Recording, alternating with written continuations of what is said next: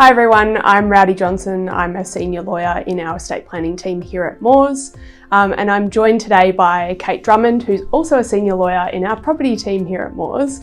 And we're coming to you to have a quick chat around some of the changes to the vacant residential land tax laws. So, Kate, fill us in. Why has vacant residential land tax become such a hot topic in Victoria?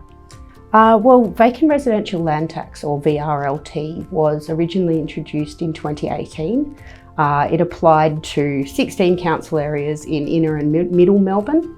The intention was to increase housing supply in those areas where people were struggling to find a home. At the end of last year, a big change was made in that they've expanded the vacant residential land tax regime to the whole of Victoria, rather than just those inner and middle Melbourne areas. So that has an impact for millions of holiday homes and also rural farming properties as well, depending on the use. So what does that mean, vacant? So how is a property considered to be vacant? So the SRO policy is that a property is considered vacant if for more than 6 months in the previous calendar year, it hasn't been lived in either by the owner as their principal place of residence, the owner's permitted occupier as their principal place of residence, or a person under a lease or a short-term letting arrangement. So you mentioned before holiday homes. So surely they'd be safe though if they're being used. Yeah, and I think there's been a lot of confusion coming from the media about this issue, so I'm glad that you raised it. There are a few exceptions to VRLT, and one of them is called the holiday home exemption. So there are pretty strict requirements for that to be available. The first is that the owner of the property, and we're talking individuals here, must have another principal place of residence within Australia. And the second requirement is that that owner needs to use the property as a holiday home for at least 4 weeks a year.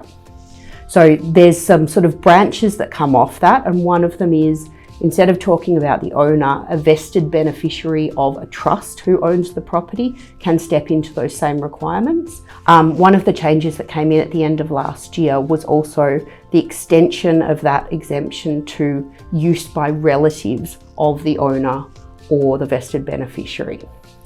The important thing to note about this exemption is that it doesn't apply to homes that are held in a company or a trust structure where that trust doesn't have a vested beneficiary. And that's going to catch a lot of people out there who were advised, particularly in the 80s and the 90s, to hold their homes in a company structure.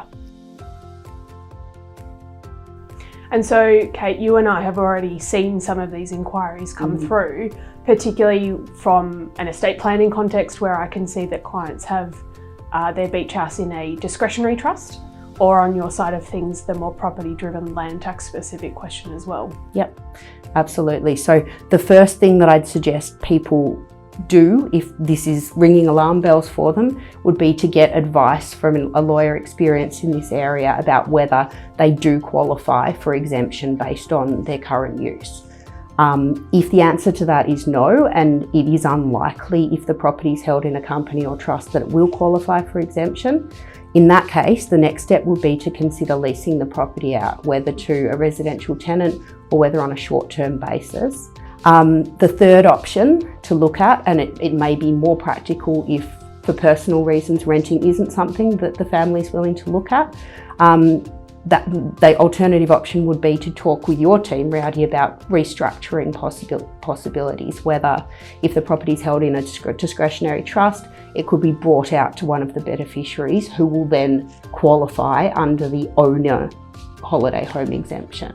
So lots of tax considerations to consider, as well as estate planning and asset protection considerations that need to be taken into account in making any of those decisions as well. Absolutely. So this has kind of just been a brief chat between Kate and I about these changes, but if you feel that this situation applies directly to you or your asset holdings, please feel free to reach out to the team here at Moores and we can help you specifically.